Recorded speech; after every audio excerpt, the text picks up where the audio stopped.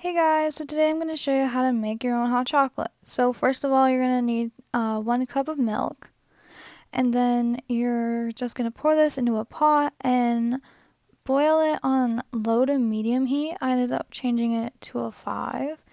And then also the measurements that you're going to see in the video, I ended up changing a little bit, so just pay attention to the ones in text.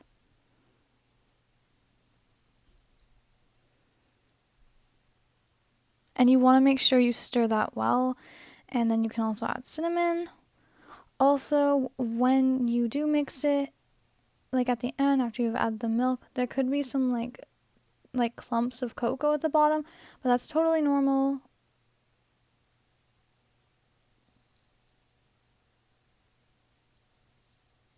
And then enjoy.